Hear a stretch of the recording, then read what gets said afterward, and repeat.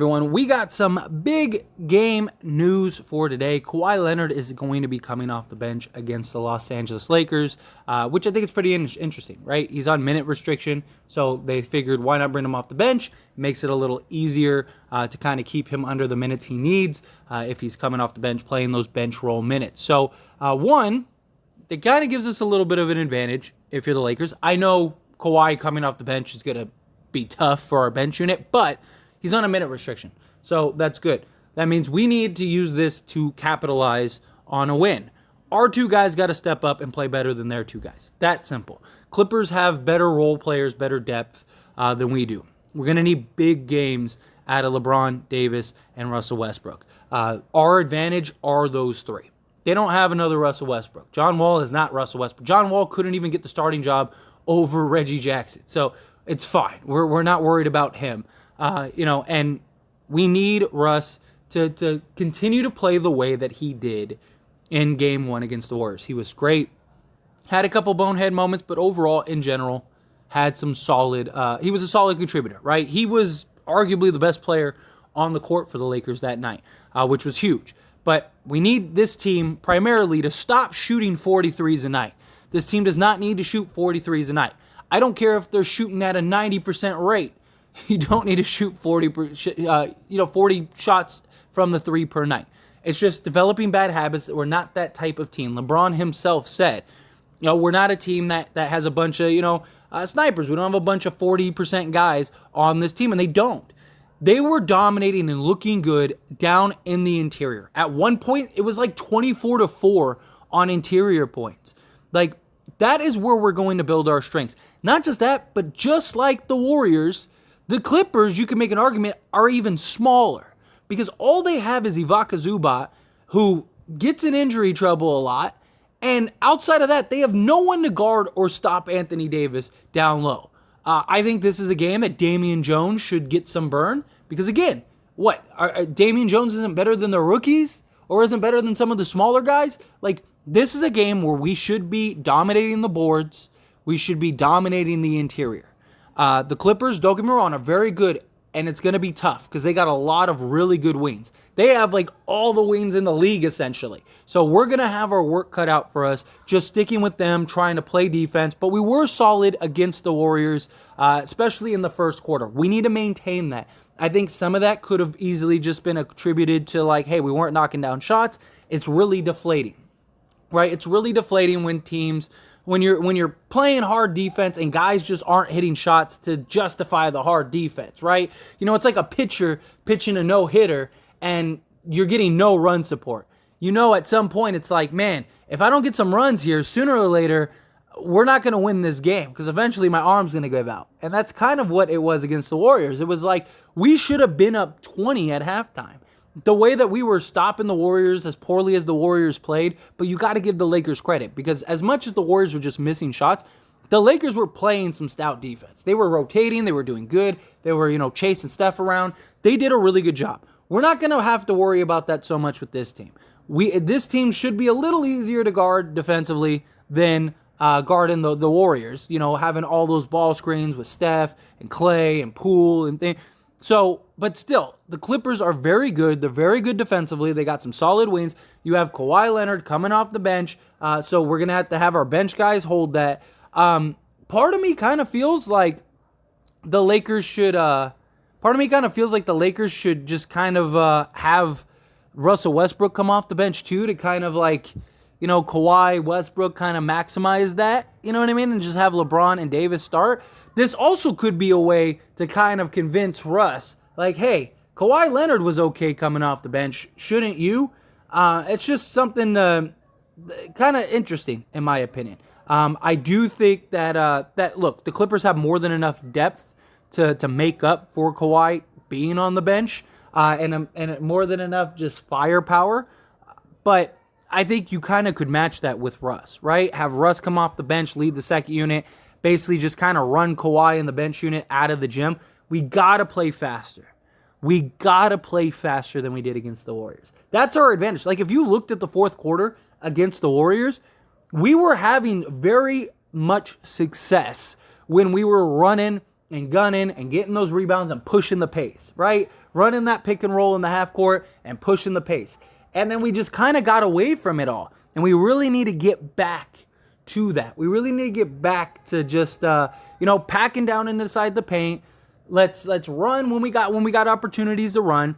Now, I am okay with Russ, kind of just taking off and going at times. He needs to pick his spots. He did a good job in the first game against the Warriors, kind of picking and choosing his spots. We saw one time where he just ran up the court. The defense was there, and usually he just bullheads right into that. But instead, he actually waited for the defense or for the offense to catch up, and I like that.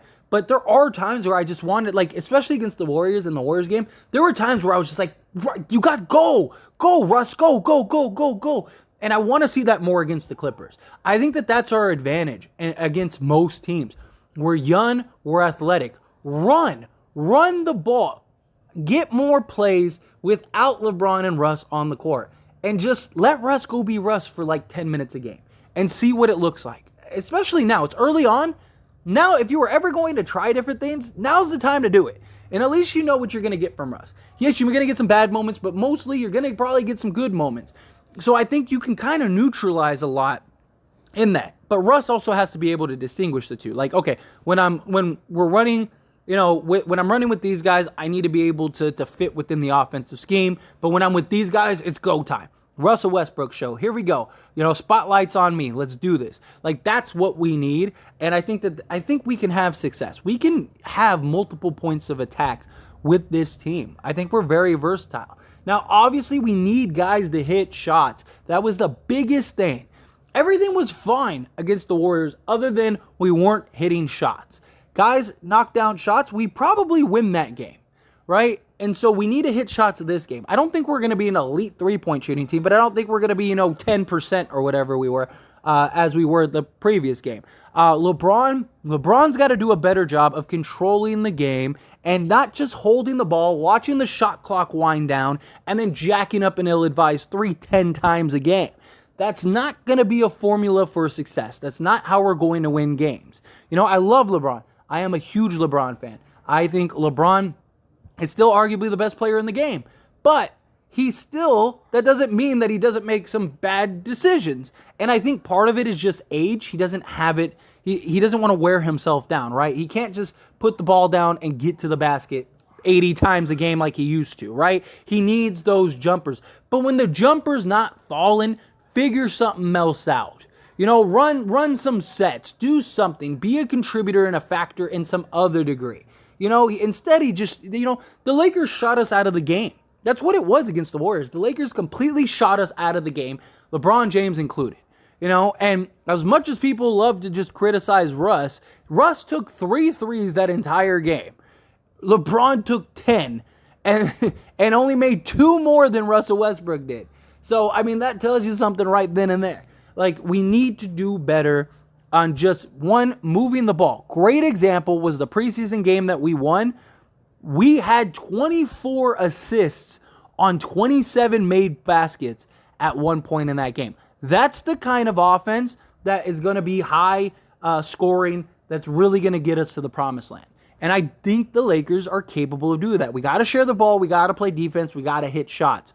Obviously, easier said than done maybe with this team, but we'll see. Got to rebound, use our size, use our length to our advantage. The Clippers, as deep and talented as they are, they're very small in that front court. So maximize that. It would be nice if we had Thomas Bryant. That kind of sucks, but we have Damian Jones, we have Anthony Davis, we have Wenyen Gabriel. Use it. Use your length, use your size to get ahead. But anyway, as always, this is a discussion, so I want to hear from you. Let me know your thoughts and opinions down in the comment section below. What do you think of tonight's game? Do you think that, hey, things are going to go great? We're going to get this W. Let's use our size. Let's use, everything basically that I covered in this video. Do you think that the Lakers are going to be capable of doing that and getting this win? Or do you think, no, it's the Clippers. The Clippers are going to run us out. Now, look, I've said this before, and I still believe this. I don't care if we lose this game. What I care about is how did we lose this game? It was very clear how we lost the Warriors game, right? That wasn't so much of the Warriors just blew us out because we sucked. That was more of like we just couldn't hit shots. What does that game look like if the Lakers hit even 25% of the shots that they missed? They missed 33s. If they made 10 of those 30 that they missed, a third of those, right? What would that have looked like? Or let's say they made 7, right? Like if they just made 7 more threes, what does that look like? We would have won the game. So it's like, how do we lose?